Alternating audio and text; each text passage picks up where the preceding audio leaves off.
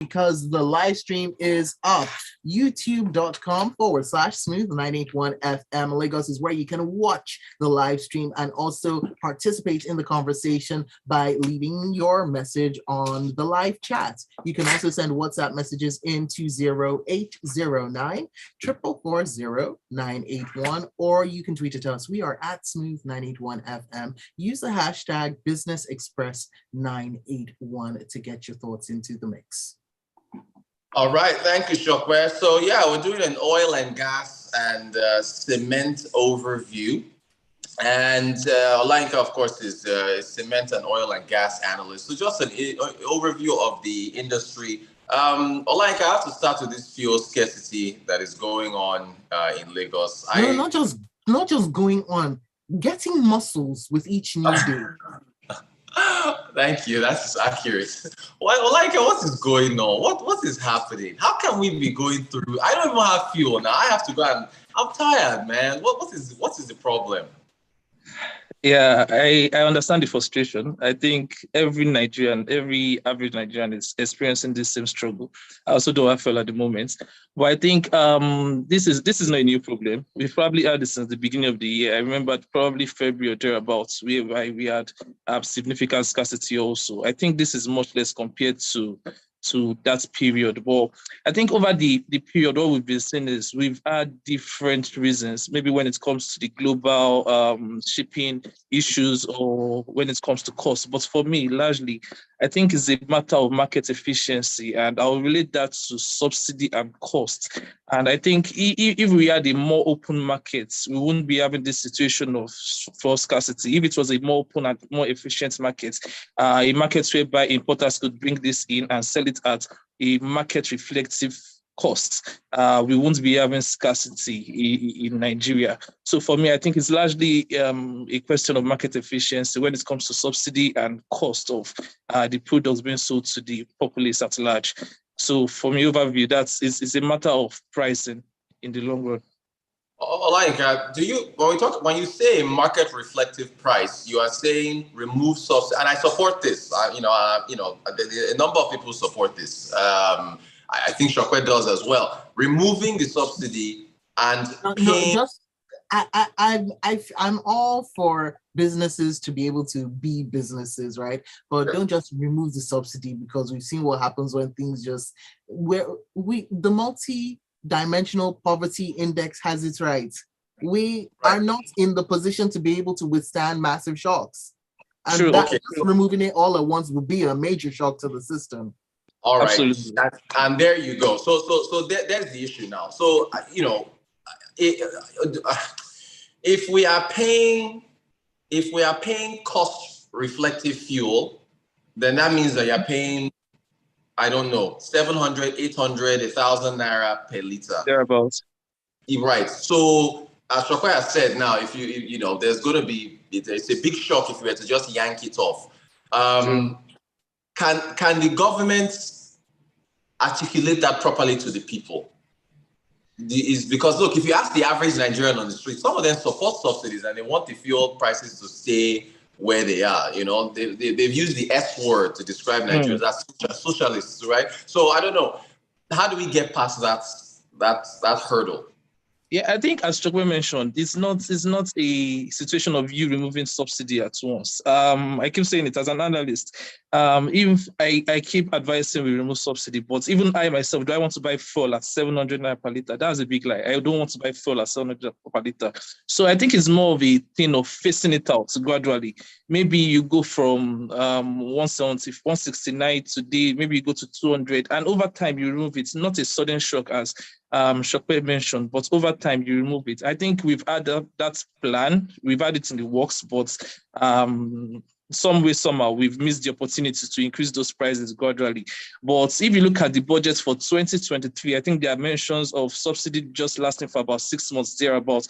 So maybe in the long run or in the near term, we will see subsidy being removed in 2023. But also, we had that discussion in 2022, and we saw the government's reinstate subsidies. So it's just for us to watch and see what the government will be willing to do in 2023. But as I think it's a new government, it should be a new regime also. So that should give some liberty to make some adjustments when it comes to fuel pricing in Nigeria come 2023. Meanwhile, we've got Frank up on WhatsApp who says, Rotus, speak for yourself. Not everyone is in support of removal of fuel subsidy. For once, I don't agree. And by the way, Frank is also wondering. Frank was like, okay, I was hoping that we'd be discussing the new Naira notes that we all got to. I thought we've been discussing Naira notes now. I think somebody we talked about the Naira notes yesterday, it wants to talk about. I think what he wants to talk about is the form of the Naira notes that we saw. I think that's what Frank is talking about. Frank just wants to, because people had reactions. Fine, come on. Look, there's no redesign. They just could change the color. They painted them. Yeah. Yeah, Yinka, did you see the Naira notes? Yeah, so it was very, very surprising. I was not expecting that. I was not. I don't think anybody was. Yeah. But we move on back to the conversation that we are having, Frank. I think, do you think they threw me off with this Naira? What's my next question? This continues until Christmas. Do you think this fuel scarcity situation continues through Christmas? Yinka? Ooh, looks like there we go. Olayinka, here you are. So Rotus was saying that, do you think that we're gonna see the scarcity lasting into Christmas? Oh my gosh, past Christmas? No. Wow, it's possible. As I mentioned, it's something we've been seeing since February. Like, I don't go to the filling station and don't fill my tank anymore. Like, once I enter the filling station, I'm filling my tank to the brim. So I think it's something that could last till next year. Still, because of this market efficiency, once the fundamental issues are not resolved, it's something that will keep reoccurring in my own view. So lasting till December, till Christmas, it will not be a shock to me. It will not be a surprise. And I don't think anybody will be surprised if that's the situation by Christmas. Oh, wow. I'm just tired. Still on oil and gas, there was a lot of should I call it fanfare yesterday? President Buhari in northern Nigeria, I think it was Bauchi, to flag off the Kolmani River drilling for oil that they found. And this is not a new thing. They've been talking about exploring the Benue Trough for oil and gas. So what do you make of that? What do you make of that development, Diego? Yeah, maybe at surface level, I think it's positive for Nigeria, given the diversification, because when you consider the old troubles we have in the Niger Delta, oil vandalism and the likes, I think it's largely positive because you have a new region now, a region that you can start on a new plate and be more conscious and be more positive about making the correct decisions and not repeating mistakes of the past. So when it comes to the surface, looking at it on surface level, I think it's good for Nigeria, diversifying location or geopolitically. I think that's nice. And also when you look at the plan for it being an integrated plant, I think that's largely positive. But I keep thinking to myself that it's a matter of execution.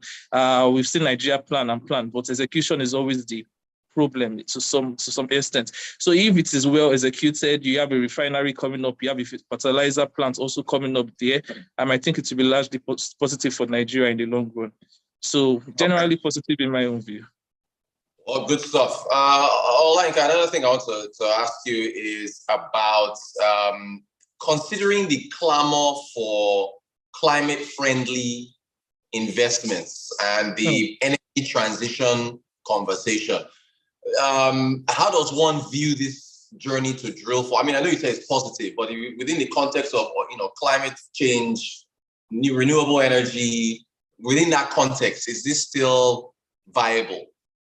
Yeah, I understand your view on climate change and going green and all, but I think hold on, Olayinka, before you answer, can I just put in the fact that the president even talked about it? He said that considering at a time when there is near zero appetite for investment in fossil energy, just putting that out there. True. Yeah. So it's something we've been seeing. You've been seeing IOCs, international oil companies, divest somewhat from oil fields. So I think it's largely the global trend. But I think one thing I would like to mention is that you have to consider the fact that most of this developed economy grew on coal, grew on oil and gas before looking at green now. So you have to consider the fact that Africa is still a maturing location, is still a maturing geography. So it is something you have to consider when you look at Nigeria as a whole. I don't think it would be good for us to now tap into, okay, let's go green and let's not tap into our resources when you have other developed nations that have tapped into these resources to build their economy. So for us, in my own view, I think it's still positive. And if you take into consideration where Africa is, where Nigeria is at the moment, it would still be nice for us to tap into these abundant resources we have in the moment while considering transition into greener energies in the future. That is my own view on that. Well, I understand the green perspective to it also. Okay, we have a few messages in. Let me take this one from Ogene Ochuka, who says, we should look at gas as a cheaper source of energy. Let's do the conversion, especially for mass transit buses and heavy-duty vehicles. Good point. Good point. Then DJ Chuck says, can you explain what is happening with Owando shares? What is the outlook for it? That's his question. But yeah, in fact, let me add to that question, or just to make that more general, so more specific for Wando. Oil and gas stocks in general, Olayinka, how are you viewing them on the Nigerian exchange? Yeah, Nigeria exchange. I think this is a very good time for oil and gas globally, and that's largely because of oil price. We've been seeing oil price trend higher, $90, $100 per barrel. So this has been largely positive for oil and gas firms generally. Cash flow has been largely positive, increased year on year. Profitability also increased year on year.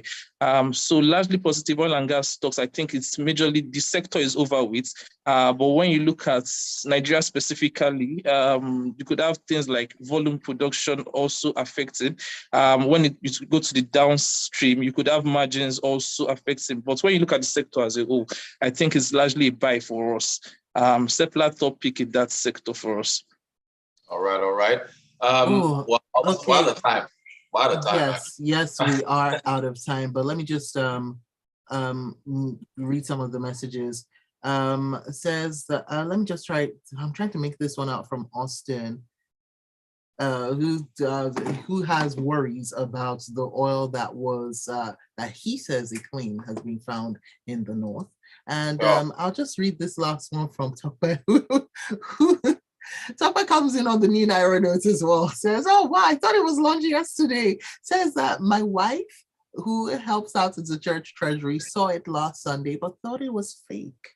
After yesterday's launch, she realized that it was a new note that had been put in the offering bag. There we go. Wow. On that note, we end the show. I'd like to say a big thank you to Olayinka Adesanya, who's with Stanbic IBTC as a cement, oil, and gas analyst. Thank you for giving us the good news of your thoughts on fuel scarcity lasting into Christmas. The new year. Thank you, Shokwe. I'm just gonna look at you, Olayinka. And of course, to Rotus. Thank you, Rotus. You can find him up on Twitter, Instagram, everywhere at Rotanquote. All right. Tomorrow, yes, Tech Friday. Always a Tech Friday. All right. Bye, Olayinka. Have a wonderful